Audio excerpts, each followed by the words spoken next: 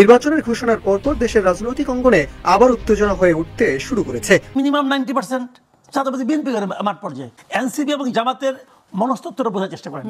এরা হয়েছে কি, এরা তো ক্ষমতা আসতে পারবে না ভাই। যে যত কথা বলো 3 মাস 6 মাস 3 বছর করেন আপনি, এরা ক্ষমতা আসতে পারবে না। আগামী নির্বাচনে জামাত এবং এনসিপি কিন্তু ক্ষমতায় যেতে পারবে না বললেন মাসুদ কামাল।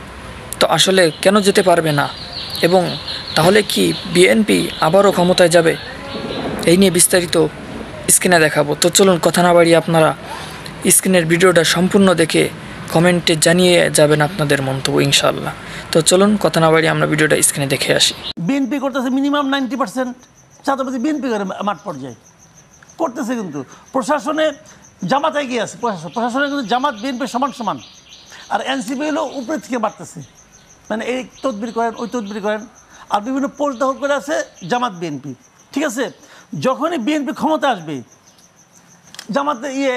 জামাতের কেউ থাকবে নাকি এনসিপির কেউ তখন যে সচিবালয়ে যে ধমক দিতে পারবে না। তো এই যে মজাটা এখন পাচ্ছে, এই মজা তো পাবে না।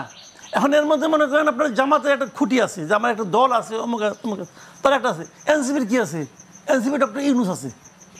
এখন ইউনূস ফেব্রুয়ারিতে ইলেকশন হবো, ওর তো রীতিমতো অধিক সঙ্গে পাথর হয়ে গেছে। এটা কী হলো? সাংবাদিকরা সচিবালয়ে ঢুকতে পারে না, কিন্তু এনসিপি লোকজন ঢুকতে পারে, বৈষম্যবিরোধী লোকজন ঢুকতে পারে। এরা ঢুকে ওখানে কী করে যাতে এটা কেউ প্রকাশ না করে, এই জন্য অ্যাক্রিডিটেশন কার্ড বাতিল হয়ে গেছে।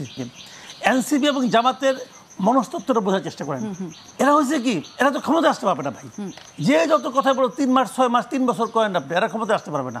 বাংলাদেশের মানুষ এখন এদেরকে ভোট দেওয়ার মতো অবস্থা আসে নাই, মানে ক্ষমতা পাঠানোর মতো অবস্থা আসে নাই। তাহলে এরা কি করবে? এরা এখন যে অবস্থা আছে, এখন কিন্তু এরা ক্ষমতার স্বাদ ভালোভাবেই নিচ্ছে, অনেক জায়গায় নিচ্ছে। আমার তো নিচ্ছে, এনসিপিও নিচ্ছে। তা না হলে কালকে টিএসসিতে ওই যুদ্ধপরাধীদের ছবি টাঙানোর সাহস তারা করতো না। ওই কারণে ক্ষমতার স্বাদ দিচ্ছে। এখন যেই ক্ষমতায় আসুক, যদি বিএনপি ক্ষমতায় আসে, এই স্বাদ নিতে পারবে না। তো যত জায়গায় যত কিছু আছে থাকবে। জামাতের লোক কয় জায়গায় মানে ইউনিভার্সিটি ভিসি আছে, ভিসি থাকবে। ঢাকা ইউনিভার্সিটি ভিসি থাকবে নাকি?